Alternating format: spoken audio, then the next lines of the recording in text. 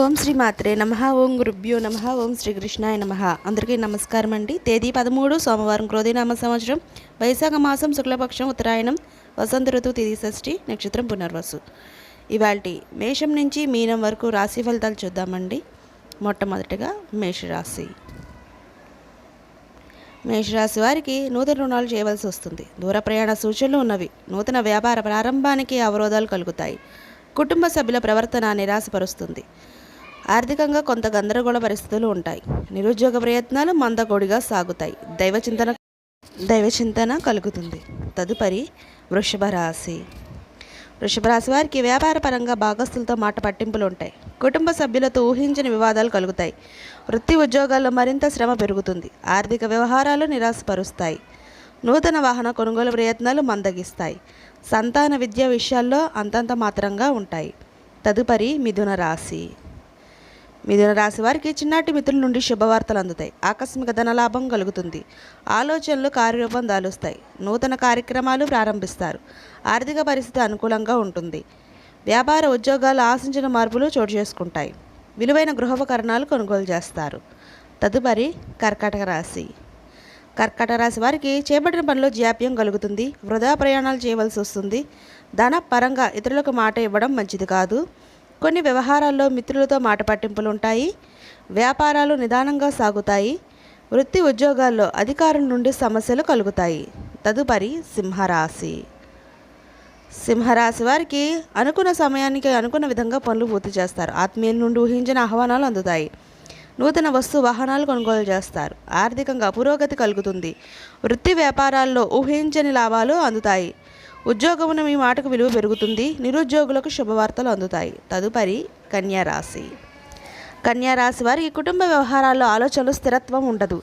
వ్యాపారాల్లో పెట్టుబడులు చేసే ప్రయత్నాలు మందగిస్తాయి. చేపట్టిన వ్యవహారాల్లో అవరోధాలు కలుగుతాయి.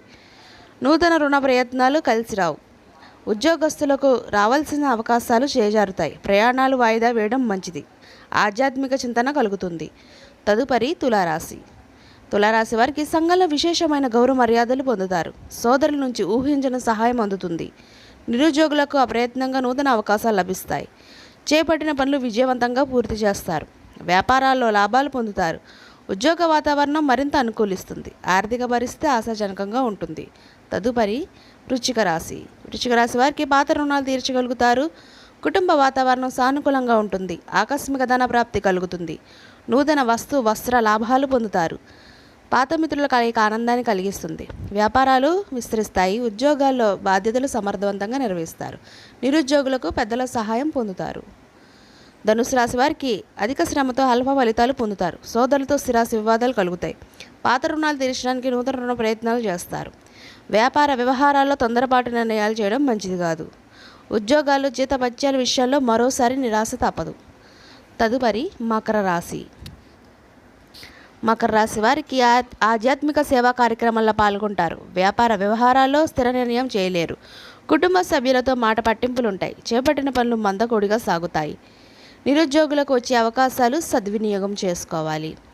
అనారోగ్య సమస్యలు బాధిస్తాయి. తదుపరి కుంభరాశి.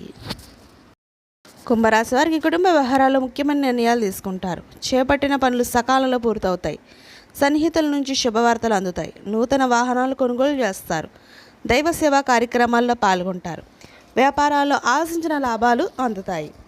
వృత్తి ఉద్యోగాల్లో మరింత పురోగతి కలుగుతుంది. తదుపరి మీనరాశి. మీనరాశి వారికి రాజకీయ వర్గాల నుండి ఆహ్వానాలు అందుతాయి. దూరపు బంధువుల కలయిక ఆనందాన్ని కలిగిస్తుంది. మిత్రులతో వివాదాలు పరిష్కరించుకుంటారు. నూతన కార్యక్రమాలు ప్రారంభిస్తారు. వ్యాపార ఉద్యోగాల్లో మరింత ఉత్సాహంగా పనిచేసి లాభాలు అందుకుంటారు. సంతాన వివాహ యత్నాలు అనుకూలిస్తాయి. ఇదండి ఇవాల్టి మేషం నుంచి మీనం వరకు రాశి ఫలితాలు. ఈ వీడియో మీకు నచ్చితే షేర్ చేయండి, లైక్ చేయండి. మరిన్ని వీడియోస్ కోసం మా ఛానల్ సబ్స్క్రైబ్ చేసుకొని పక్కన బెల్ ఐకాన్ ఉంటుంది, దాన్ని ట్యాప్ చేసి కాల్ బటన్ క్లిక్ చేస్తే మేము చేసే ప్రతి వీడియో మీకు నోటిఫికేషన్గా వస్తుంది. ఇంకొక మంచి వీడియోతో మళ్ళీ మీ ముందుకు వస్తాను. అందరికీ ధన్యవాదాలు. సర్వేజన సుఖినో భవంతు.